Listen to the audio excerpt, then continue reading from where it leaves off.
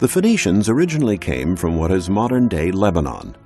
They were organized into city-states, the most important of which was Tyre, whose magnificent Roman ruins are still standing.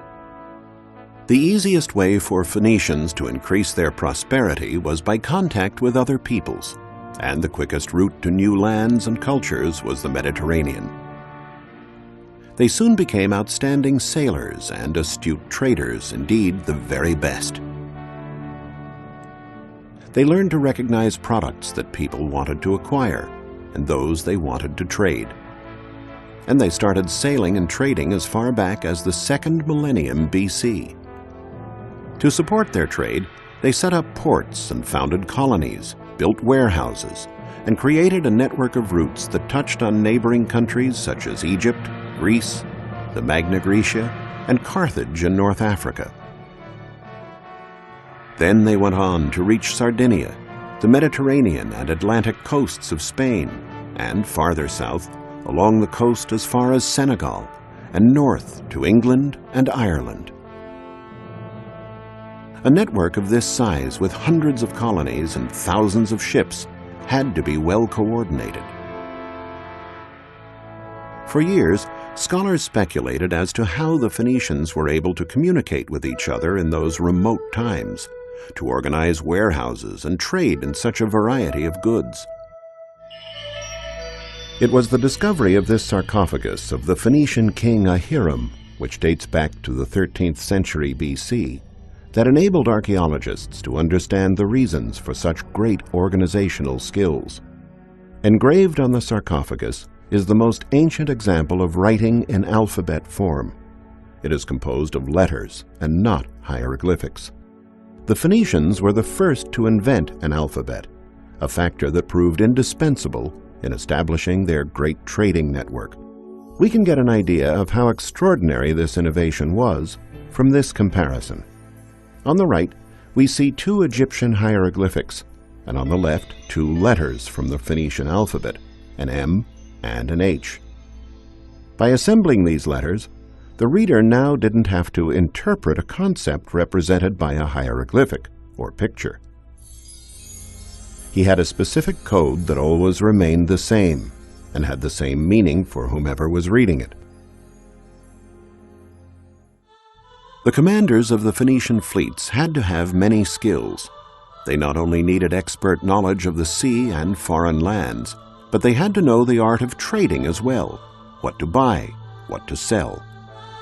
One precious cargo of theirs was the mythical cedar of Lebanon, an excellent timber for building sturdy cargo vessels and warships.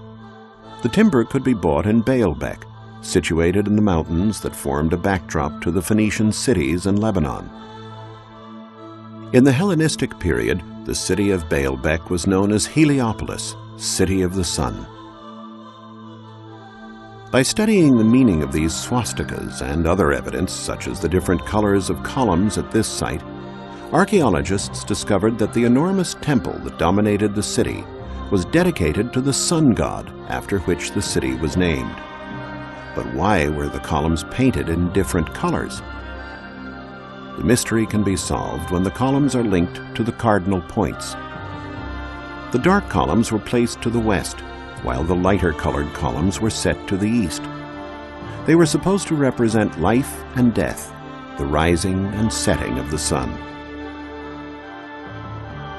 In 60 AD, the cella of the sun god was the most important construction in the entire sacred area, with 54 columns over 60 feet high, more than 6 feet in diameter. Having loaded the trunks of cedar wood onto carts, the traders would return to the coast where their ships awaited them. In the Bible, Ezekiel mentions that the Phoenician city of Byblos, which also lies in Lebanon, was the biggest naval shipyard in ancient times. Crossing the seas was not an easy matter, even with a good ship. This was one of the reasons why help from the gods was sought throughout the Mediterranean. These precious bronze statues covered in gold leaf have a strange headdress. It is a libad, which is typical of the Phoenicians. The statues have been found in great quantities in Byblos. They were votive objects used to invoke the favor of the gods. They were found at one of the most important places of worship for the Phoenician religion, the Temple of the Obelisks. In Byblos and other Phoenician cities, the remains of numerous Phoenician cargo ships have been found. The typical ship was 65 feet long and over 16 feet wide, large enough to carry a great deal of the precious cedar, as well as luxurious fabrics dyed with a reddish-purple pigment known as Murex. The Phoenicians took their name from these fabrics. Phoenix, Phoenician, comes from the Greek word phoin, or red.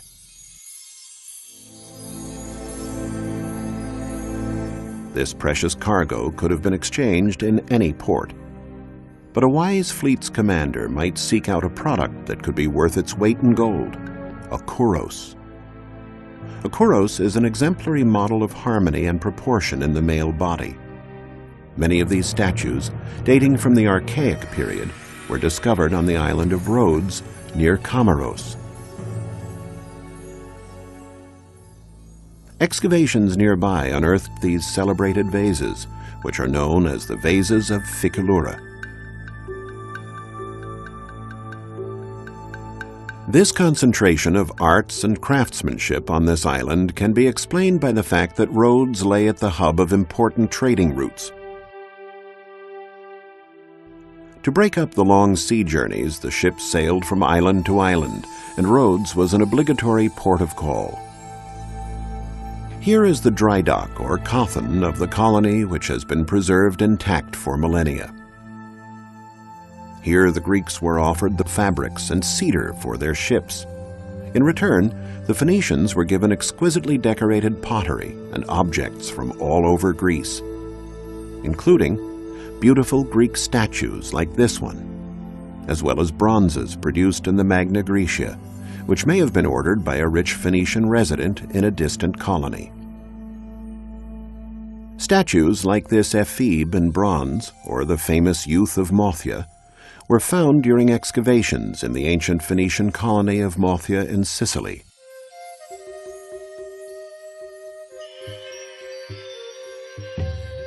The statues testify to the level of Phoenician trading in the Mediterranean, a veritable cross-cultural exchange. The ship, now loaded with vases, statues, and jewels, continues its journey to the west. It sails past the Pillars of Hercules at the Isthmus of Gibraltar and heads south along the Atlantic beaches of Africa between Morocco and Guinea. The Phoenicians were the only people brave enough to venture into the Atlantic.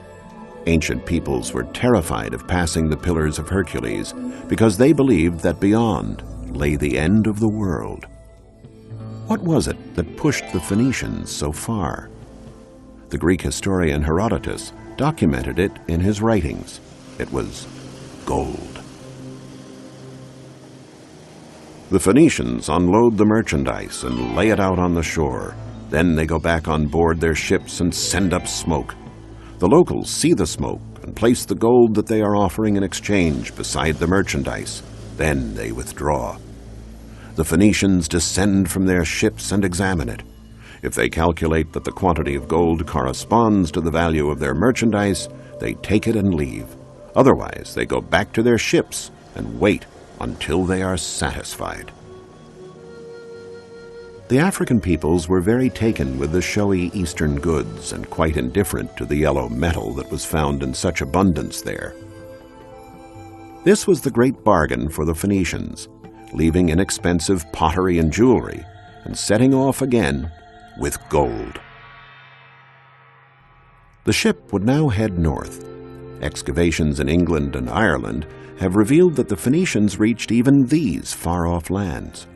Numerous finds have indicated that in exchange for pottery and jewelry, the northern peoples gave tin, a metal that was in great demand for producing bronze and the other alloys used by the Phoenicians and Greeks. Ireland was the most northerly landing point for Phoenician voyages, and having traded their goods, the sailors could now make the return journey.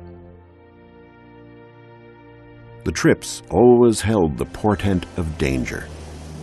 In the storms of the North Atlantic, the brave commanders would safeguard their ships and cargoes by tying themselves to the bow so that they could see more clearly and avoid the cliffs. It was from there that they gave instructions to the crew. If they were lucky enough to make it through, they would head south to the Phoenician colony of Cadiz. Here the Phoenicians bought iron and paid for it with gold. Then they traveled on to Majorca, and from there to the rich colonies of Sardinia. It's here that an archaeological dig uncovered a gold mine, not a seam or stratum of gold, but a huge array of precious gold jewelry, now on display in the Archaeological Museum in Cagliari.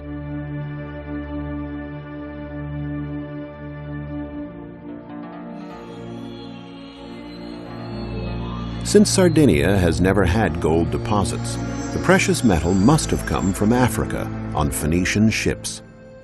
In the Sardinian colonies, the Phoenicians themselves worked the gold into the most exclusive forms, modeling it in small molds. Sardinia was the largest producer of Phoenician crafts, especially in the field of glassmaking. They made ointment jars to hold balms and perfumes, necklaces, and characteristic amulets. For centuries, it was believed the Phoenicians invented glass. While science no longer holds with this theory, they definitely were peerless masters in the field of glassmaking. For many years, archaeologists pondered the reason for the ambiguous smile on grinning masks like this one. They also didn't know the reason for the long arms on certain statues. Only after years of research did they find the answers. The masks were used to ward off evil spirits from the tombs. As for the statues, they were related to the more esoteric aspects of Phoenician medicine. They were offered to the gods to invoke a speedy recovery from illness. The affliction to be cured was in the exact spot touched by the hands, almost as if the sick person wanted to remind the gods what needed to be healed.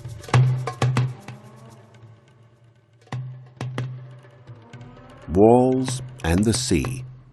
A combination like this generally implies that we are dealing with a Phoenician emporium or trading center.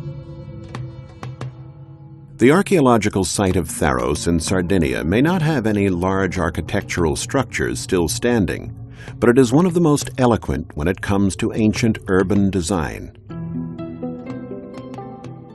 Here, Phoenicians would have traded the iron, lead, and part of the tin and gold they had for precious jewels. Tharros was one of the largest producers of jewelry of the period. Among the many Phoenician remains here is a completely extraneous round construction called a nuraghe that was typical of the Pelites, the ancient inhabitants of Sardinia who were conquered by the Phoenicians.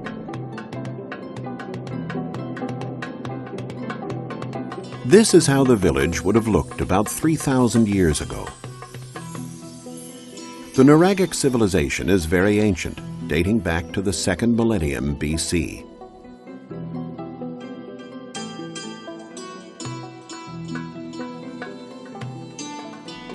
Their settlements were very compact, with narrow winding streets which made it easier to defend the village from enemy incursions. The houses of the ancient Sardinian people were a combination of fortified towers, granaries, workshops, and dwelling places. There was no distinction made between the function of the various constructions. There was only the nuraghe, a unit where productive and family activities were carried out around a fire, the main focus of the house.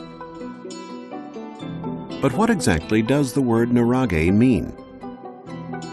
It seems to come from the way their dwelling was constructed. In the ancient local language, nur meant mound. As we can see, the walls of the constructions are thicker than the dwelling area. They were built with heavy stones heaped on top of each other without the use of mortar. The constructions reached heights of more than 65 feet without using any lime, and they are indeed mound-like.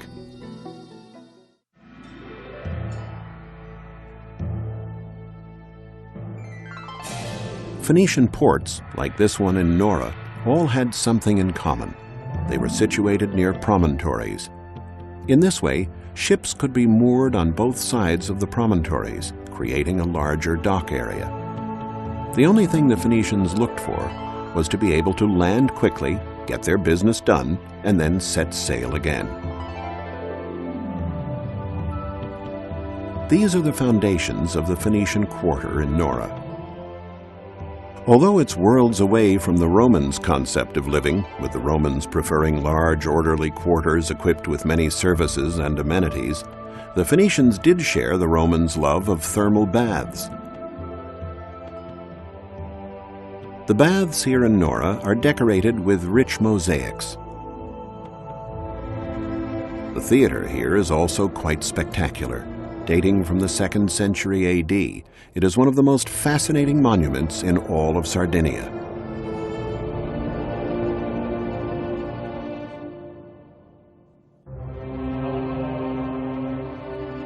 From this Spartan 5th century Phoenician port, the fleet would have set sail again, now laden down with even more jewels and precious objects. One of the greatest archaeological mysteries regarded the port of Carthage, queen of the Mediterranean, the most powerful of all Phoenician colonies. The Greek historian Appian, a native of Alexandria in Egypt, tells us that the port had two harbors, the rectangular commercial port and the round military harbor with an island in the center. However, in modern times, no place seemed to correspond to that description until in the 19th century, the writer René Chateaubriand noticed these two lagoons near the bay of Le Cram were very similar in shape to the ports mentioned. He realized that this was Carthage. This discovery led to a heated debate, which was only concluded with excavations carried out in 1974. A British team, excavating on the circular island, found evidence that confirmed Chateaubriand's theory. The bustling port of Carthage was the largest and most modern port in pre-Roman times. Warships would pass from the commercial port through a narrow passage to the military harbor. Merchant ships were forbidden to pass beyond this limit. The ship that is entering the port is a trireme with 3 tiers of rowers, though the Carthaginians also had quadriremes and quinquiremes, which can be compared to modern-day battleships. All the ships returning from war missions, by which Carthage dominated the Mediterranean and protected Phoenician trading routes, were moored in this port. It was circular, with a round island in the center, known as the Island of the Admiralty. There were dry docks both on the island and in the outer perimeter of the port. On the summit of the island was the Pavilion of the Admiralty, from which the supreme commander of the fleet gave military orders. A bugler and a herald, armed with flags, controlled the traffic of ships in the port. If a trumpeter signaled to turn left, there had to be room enough to make the maneuver. The basin of water in which the ships moved was thus over 300 feet wide, the same diameter as the Island of the Admiralty on our right. There were 30 berths in the center and 140 on the outside. Since some of the very deep central moorings could hold 2 ships, there could have been 200 ships in the port at one time. The military port in Carthage was always packed in winter, since bad weather made it dangerous for the ships to be out on rough seas. Thus, there was a tendency to avoid war during this time, and this was a good time to service the ships. The trireme would be pulled up onto dry land over the slightly sloping terrain of the island. Planks of wood set crossways ensured that the ships kept their grip on the slipway. At the entrance to the area, Ionic columns set at sea level gave the impression of a portico to make this military site look more elegant. The ships were also given special aesthetic treatment. Phoenician ships typically had an eye painted on the bow that was supposed to strike fear into their enemies. A warship differed from a cargo ship in that it had oars and oarsmen that enabled it to move very quickly. As well as being outstanding sailors, the Phoenicians excelled at shipbuilding. They mass-produced ships and replaced the vessels sunk by their enemies with great speed. All the parts of the ship were clearly marked by different letters and kept ready for quick assembly. In this way, they could build an entire fleet in a short period of time. The busy commercial part of Carthage, however, was the Bursa, the Acropolis of Carthage. This is where the major transactions, the trades and selling of jewelry and glasswork brought from Sardinia, would take place. These goods were in great demand in Carthage. On their way home, the ships might also sail up the Nile to the grand and mysterious kingdoms of the pharaohs. Despite the fact that Egyptians followed the cult of the hereafter, the royalty adored earthly treasures. The Phoenicians would have traded the jewelry from Tharros for linen, a hard-wearing fabric that only the Egyptians knew how to make. This material was indispensable for the robust sails used on Phoenician ships. They might also have purchased rare and exotic goods greatly sought after at the Persian court, namely monkeys and crocodiles. Finally, completing the loop and reaching the town of Tyre, they could sell the exotic animals to the Persians and the linen to their fellow countrymen. They'd be left with gold, silver, and a lot more money than they would have paid for the cedar back in Baalbek. Through their travels and their trading, their ancient wheeling and dealing, the Phoenicians formed links with most of the known world at that time, enabling a variety of peoples to share the best that distant cultures had to offer. The Phoenicians, undisputedly, the master merchants of the Mediterranean.